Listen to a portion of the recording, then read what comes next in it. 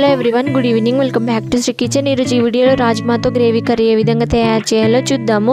ఎన్నో పోషకాలు, health benefits కలిగిన రాజ్మాని మనం తక్కువగా తీసుకుంటూ ఉంటాము, కానీ ఒకసారి తిన్నారంటే ఈ గ్రేవీ కర్రీని తప్పకుండా చేసుకుంటారు. ఈ తయారీ విధానం చూద్దాం, దాంతోపాటు హెల్త్ బెనిఫిట్స్ కూడా చూద్దాము. ఫస్ట్ అయితే రాజ్మాలో ప్రోటీన్, ఫైబర్, విటమిన్స్, మినరల్స్ మంచి మూలం. ఇది బరువు నియంత్రించడానికి కూడా ఉపయోగపడుతుంది. ఫస్ట్ అయితే రాజ్మాని ఒక గ్లాస్ వరకు తీసుకున్నాను. దాన్ని ఒకసారి వాష్ చేసేసుకొని 3 hours వరకు నానబెట్టుకోవాలి.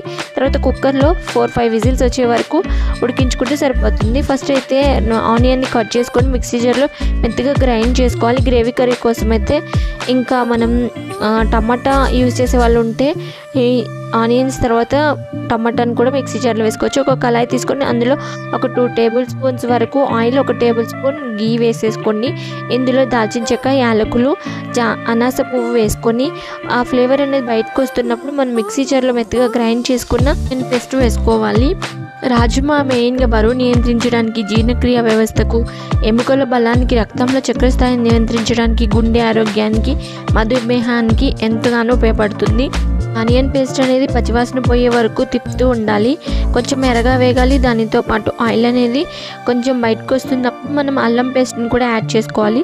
అల్లం పేస్ట్ని వేసుకొని అల్లం పేస్ట్లోని పచ్చివాసన పోయే వరకు మళ్ళీ ఒకసారి తిప్పేసుకొని ఇంకా ఇందులోనే మనకి వేసుకోవాల్సిన కారం, ఉప్పు, ధనియాల పొడి వీటన్నింటిని యాడ్ చేసుకోవాలి.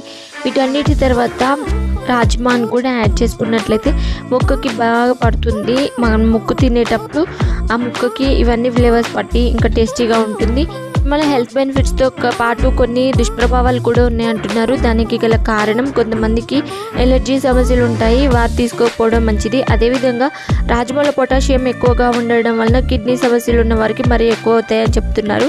ఇంకా దాంతోపాటు ఫైబర్ కంటెంట్ ఎక్కువగా ఉండడం వలన గ్యాస్, ఎసిడిటీ వంటి సమస్యలు కూడా ఎక్కువ అవుతాయి. సో వీటిని ఎక్కువగా నానబెట్టి ఇంకా కుక్కర్లో ఉడికించుకొని మాత్రమే తీసుకోవాలి, పచ్చిగా తీసుకోకూడదు. అదేవిధంగా ఇంకా ఎలర్జీలు ఉన్న వాళ్ళు కూడా ఈ కిడ్నీ బీన్స్ని అవాయిడ్ చేస్తే మంచిది. మిగిలిన వారు అలా కాకుండా అప్పుడప్పుడు తీసుకుంటూ ఉంటే వీక్లీ వన్స్ ఆ విధంగా తీసుకోవచ్చు. ఇంకా ఇందులో కిడ్నీ బీన్స్లో ఉన్న వాటర్ని కూడా కొంచెం యాడ్ చేసుకుంటున్నాను. వీటన్నిటితో పాటు టమాటా అలవాటు ఉన్నవారు టమాటా వేసుకోవచ్చు. టమాటా అవాయిడ్ చేస్తున్నారు కదా ఈ మధ్య కొంతమంది. దానికోసం అయితే చింతపండు పులుసుని కొంచెం పులుపు కోసం అయితే ఈ గ్రేవీలో వేసేసుకుంటే బాగుంటుంది.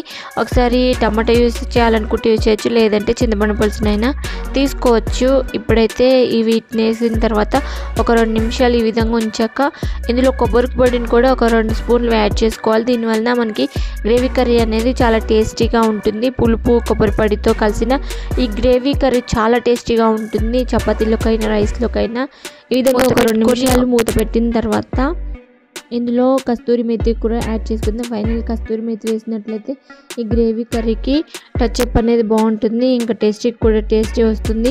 సో దీన్ని ఈ విధంగా తయారు చేసుకోవాలి. అంతే అండి, ఎంతో టేస్టీ అయిన రాజ్మా గ్రేవీ కర్రీ రెడీ అయింది. మీరు ఒకసారి ట్రై చేసుకొని ఏ విధంగా ఉంది అనేది కామెంట్ బాక్స్లో కూడా తెలియచేయండి. వీడియో నచ్చితే like, share, subscribe to the Sri kitchen channel. Thank you.